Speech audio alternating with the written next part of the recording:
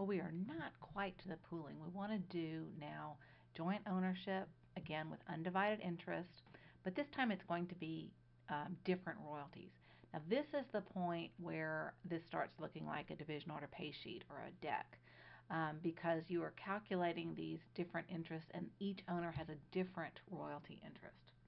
So we'll go ahead and do it longhand, but then I'd like to show you how to do it on an Excel spreadsheet so you can see how much simpler that is, especially when you've got different royalty interest as you do in this case. So the problem is basically the same, except now that we just have different royalty interest. So let's look at this problem, and it says Mike Brady owns in the northwest quarter, or 160 acres. Well, we know one northwest quarter is 160 acres. Section 6. Upon his death, his property passes to his 4 children, Greg, Peter, Bobby, and Cindy, who each own an undivided 25% interest in the 160 acres. Marshall Drilling separately leases the property to the heirs with different royalties, so now they're negotiating different royalty rates. Greg receives a 1/4 royalty interest, Peter receives a 3/16 royalty interest, Bobby receives a 1/8 royalty interest, and Cindy signs for a 1/8 royalty interest. So what is the net revenue interest of each? Well, the first thing we do is we fill out what we know.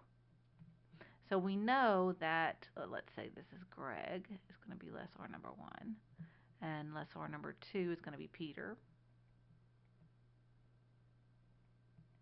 and lessor number 3 is going to be Bobby, and last but not least is Cindy. So let's look at Greg's royalty interest, which is a 1/4 royalty, or a 0.25. Peter receives a 3/16, which is a 0.1875. Bobby receives a 1/8 royalty, which is a 0.125. And then Cindy receives a 1/8 royalty, which is a 0.125.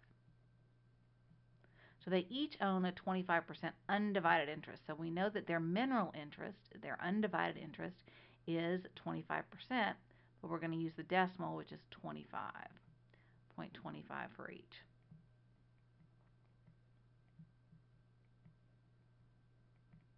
So now we calculate the net revenue interest, which is 0.25 times 0.25. That's for Greg. He's the only one that had a 1/4 lease. He's the oldest. He's older and wiser. 0.25 times 0.25. So his interest is going to be this 0.0625. Meanwhile, Peter's interest is going to be 0.1875, 0.1875, or 3/16, times its 25%,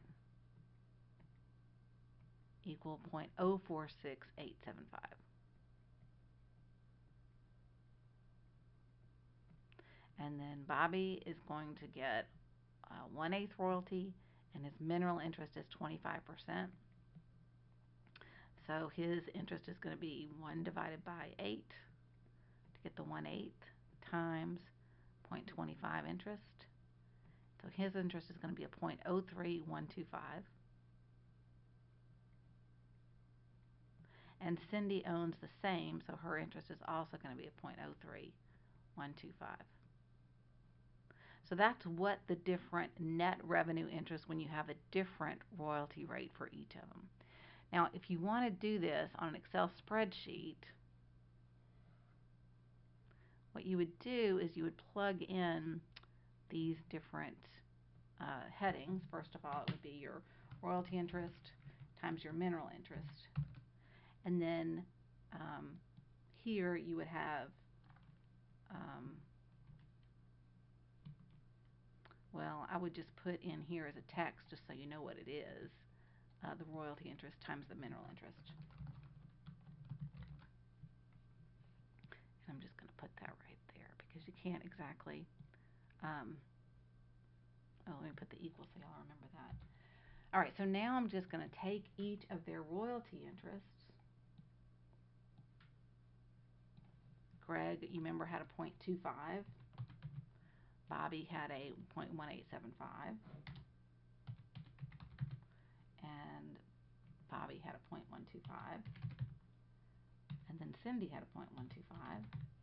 And then they each have a 25% mineral interest.